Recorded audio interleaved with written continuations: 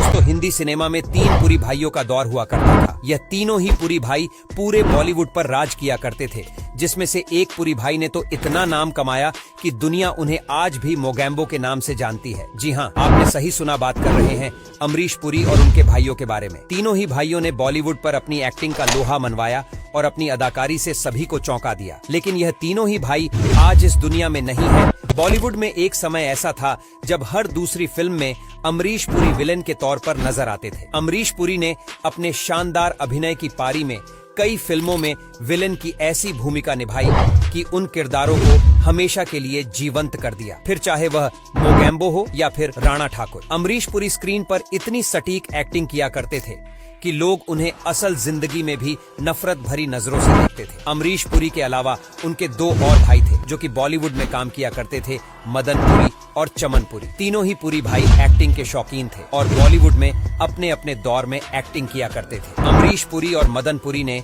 जहां बॉलीवुड में नेगेटिव किरदार निभाना सही समझा, वहीं चमन पुरी कैरेक्टर आर्टिस्ट के तौर पर काम किया करते थे। तीनों ही इतने बेजोड़ एक्टर थे कि अपने अपने की किरदारों को बखूबी निभाया करते थे। लेकिन धीरे धीरे तीनों ही इस दुनिया को छोड़कर चले गए और बॉलीवुड को सूना कर गए। अमरीश पुरी का जाना तो ऐसे था जैसे अब उनकी तरह कोई और विलन बॉलीवुड में पैदा हो ही नहीं पाएगा। 22 जून 1932 को नवा शहर में अमरीश पुरी का जन्म हुआ था और वह एक बीमा कंपनी में क्लर्क की नौकरी किया करते थे। उनका सपना सिनेमा में काम करने का था। उनका बड़ा भाई पहले ही फिल्मों में काम कर रहा था और उनकी मदद से अमरीश पुरी ने भी फिल्मों में अपनी किस्मत आजमाने के बारे में सोचा। कुछ दिन स्ट्रगल करने के बाद 1971 में फिल्म आई रेशमा और शेरा। इस फिल्म में अमरीश पुरी को रहमत खान का किरदार करने का मौका मिला और उन्होंने अपने इस पहले ही मौके को अच्छे से भुनाया और अपनी एक्टिंग से सभी को चौंका दिया। सभी को उनकी एक्टिंग बहुत पसंद आई। अमरीश पुरी को लोगों ने खलनायक की भूमिका में इतना ज्यादा पसंद किया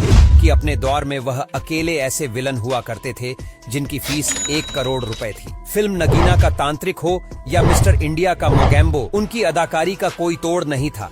अमरीश पुरी 60 साल के आसपास थे, तभी अचानक उन्हें सांस लेने में परेशानी होने लगी और इस वजह से परेशान रहने लगे। पहले तो उन्होंने इस बात पर ध्यान नहीं दिया, लेकिन धीरे धीरे जब हालत खराब होने लगी तो उन्होंने डॉक्टर को दिखाया। जब रिपोर्ट आई तो सभी हैरान रह गए। अमरीश पुरी को एक बहुत ही दुर्लभ कैंसर ने जकड़ लिया था। यह एक प्रकार का ब्लड कैंसर था जिसे माइलोडिस्प्लास्टिक सिंड्रोम्स कहते हैं। कैंसर की वजह से उनकी हालत बिगड़ती जा रही थी, इलाज भी असर नहीं कर रहा था और कैंसर बढ़ता जा रहा था। इसी बीच में उन्हें 2 बार मलेरिया भी हो गया, जिसके बाद उनकी हालत इतनी खराब हो गई थी कि वह बिस्तर से उठ भी नहीं पाते थे। जनवरी 2005 में जब वह बाथरूम जाने के लिए बेड से उठने लगे तो उन्हें चक्कर आ गया और वह सर के बल गिर पड़े।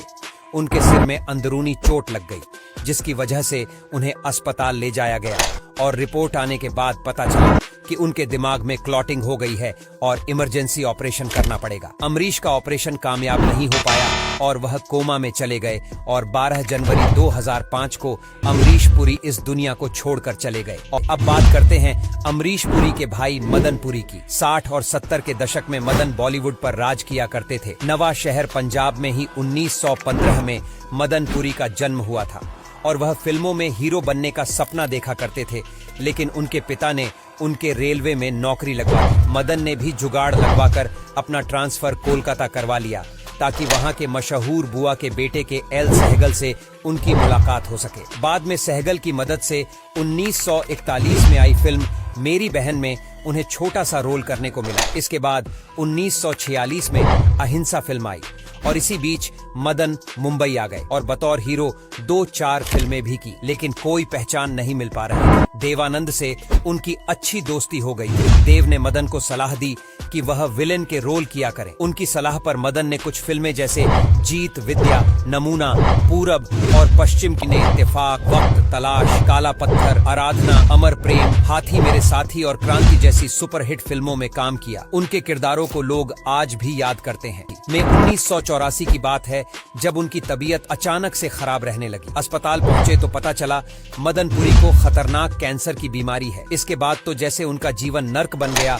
8 महीने तक उनकी जिंदगी घर और अस्पताल के बीच झूलती रही। इलाज के बाद भी कैंसर फैलता जा रहा था और उनकी दोनों किडनी भी खराब हो गई थी। उनकी हालत इतनी खराब हो गई कि उन्होंने बिस्तर पकड़ लिया। अंतिम दिनों में उनका दिमागी संतुलन भी खराब हो गया था और 13 जनवरी 1985 के दिन कैंसर और किडनी फेलियर की वजह से उनकी मौत हो गई। अब बात करते हैं पुरी भाइयों में सबसे बड़े भाई चमन पुरी की। 2 अक्टूबर 1914 को नवा शहर के कस्बा राहों में चमन पुरी का जन्म हुआ था, जो उनके परिवार में सबसे पहले फिल्मों में आए थे। 1930 में स्ट्रीट सिंगर नाम की फिल्म से उन्होंने अपना फिल्मी करियर शुरू किया था, जहां दोनों भाई खलनायक के रूप में मशहूर हुए। वही चमन पुरी चरित्र अभिनेता हुआ करते